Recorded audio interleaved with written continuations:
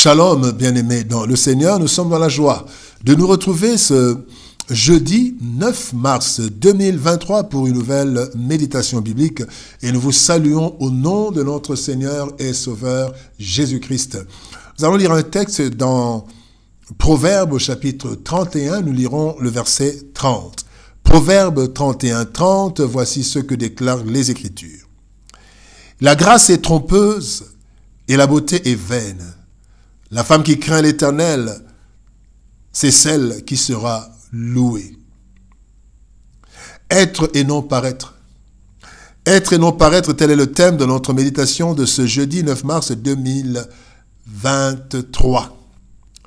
Bien-aimés dans le Seigneur, sur quoi nous appuyons-nous pour briller dans la société? Le monde a créé des standards qui font bouger les gens. L'environnement, les médias, les réseaux sociaux, particulièrement l'Internet en général, ont formaté plusieurs cerveaux et y ont placé des valeurs qui ne le sont pas fondamentalement. Et la société se meurt. Pour la femme, c'est le charme et la beauté qui importent le plus et beaucoup d'argent est dépensé pour cela. Faut voir hier, c'était le 8 mars. Les femmes et les hommes ont dépensé pour paraître. Le texte du jour nous interpelle.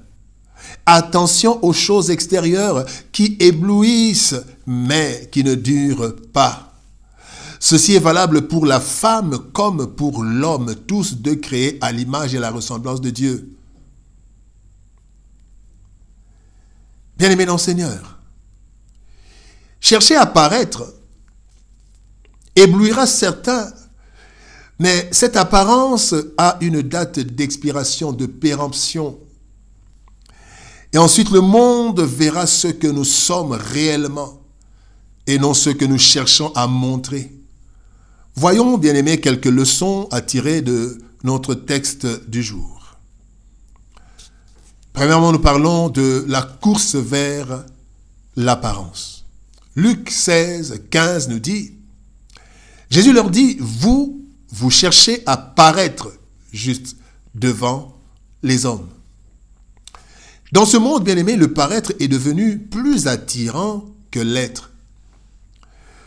Cela se voit à travers les efforts et l'argent dépensé pour faire bonne impression. En fait, c'est surtout parce que l'homme s'attarde plus sur ce que les yeux voient. Et c'est ce que Dieu dit à Samuel, le prophète Samuel, dans 1 Samuel chapitre 16, verset 7. La Bible dit, et l'Éternel dit à Samuel, ne prends point garde à son apparence et à la hauteur de sa taille. L'homme regarde à ceux qui frappent les yeux. Et continue, moi je regarde au cœur, paraître et être. Bien-aimés, voilà la raison de cette course effrénée vers le paraître, et cela est valable pour l'homme et pour la femme. Cette course coûte cher à plusieurs et aussi coûte cher à la société, car, bien-aimés, la concurrence peut amener à la destruction des concurrents avec des effets collatéraux. Pensons à ceux qui souffrent et qui meurent parce que certains doivent se faire de l'argent et paraître devant la société. Les meurtres, la corruption, les guerres. C'est pourquoi? Pour avoir de l'argent, pour paraître, être dans le palmarès des plus riches. Et cela va même dans l'Église, où il y a aussi une course pour le paraître au lieu de l'être. Bien-aimés dans le Seigneur, deuxième point, date de péremption. Ecclésiaste chapitre 1er, verset 14 dit, « J'ai vu tout ce qui se fait sous le soleil, et voici, tout est vanité et poursuite du vent. » Salomon a tout vu, tout obtenu, et il a goûté à tout, mais sa conclusion est déplorable. Tout est vanité et poursuite de vent. toute apparence a une date de péremption. Tout finit par finir. La beauté finit par finir. L'argent finit par finir. Bien-aimés, la beauté, la notoriété, etc. Nous avons finissent. Nous avons même des civilisations qui ont pratiquement perdu leur éclat. L'Égypte n'est plus l'Égypte d'antan. Le Portugal, Rome et plusieurs autres. Et la liste n'est ni exhaustive ni clôturée. Bien-aimés dans le Seigneur, nous devons donc savoir que tous les efforts que nous fournissons pour des choses de ce monde, afin d'être respectés et admirés, auront une fin. Et nous allons peut-être regretter d'avoir fourni autant d'efforts et perdu autant d'argent. Tout ce qui paraît a une date de péremption. Troisième leçon, bien-aimés, ce qui ne ternit ni ne se termine. Psaume 19, verset 10 nous dit « La crainte de l'Éternel est pure, elle subsiste à toujours. » Le paraître, bien-aimé, disparaîtra, mais l'être demeurera, du moins jusqu'à la mort physique. Cependant, la crainte de l'Éternel nous apporte la gloire de l'éternité. En fait, elle nous apporte l'être éternel, la crainte de l'Éternel. La crainte de l'Éternel n'est pas la terreur de Dieu, mais un respect profond et teinté d'une certaine peur devant celui qui peut tout sur nous en un clin d'œil, mais qui accepte de nous adopter comme enfants. Cette crainte, bien-aimée, qui prend racine dans nos cœurs, nous apporte la considération de la part de Dieu.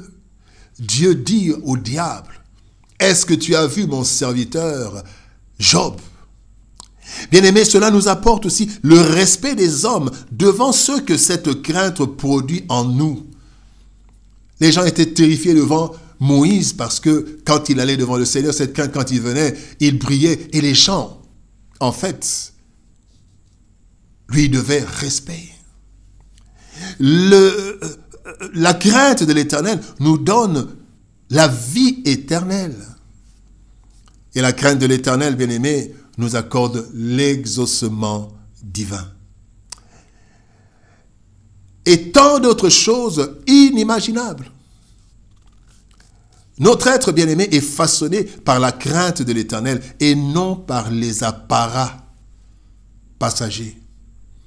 Être et non paraître. Bien-aimé, les choses éclatantes et éblouissantes aux yeux des humains sont celles qui attirent le plus et nous nous battons pour les détenir. Pourtant, elles sont éphémères et ne nous procurent qu'une joie limitée, un plaisir temporaire. Bien-aimés, la crainte de l'Éternel n'est pas éclatante à première vue, mais elle produit un poids éternel de gloire. 2 Corinthiens 4, 18. Recherchons donc, bien-aimés, la crainte de l'Éternel qui nous propulse dans la vie et dans l'éternité et non la parure extérieure qui éblouit juste pour un temps. Prions le Seigneur. Éternel Père de gloire, toi, notre Dieu et notre Roi, mets en nous ta crainte. Seigneur, le monde veut que nous puissions paraître, mais toi, tu veux que nous puissions être. Voilà pourquoi nous te prions de nous donner cette force, cette capacité de dire non au monde, de renoncer à tout ce qui peut nous séparer de toi. Nous ne pourrons pas seuls, mais Seigneur, nous avons besoin de ta main puissante. Aide-nous, Seigneur, au Dieu de loi, à ne pas être, Seigneur de loi, ballottés par le monde, à ne pas, Seigneur, nous conformer au siècle présent, mais à rechercher d'abord le royaume, ton royaume et ta justice. Et toutes les autres choses nous seront données.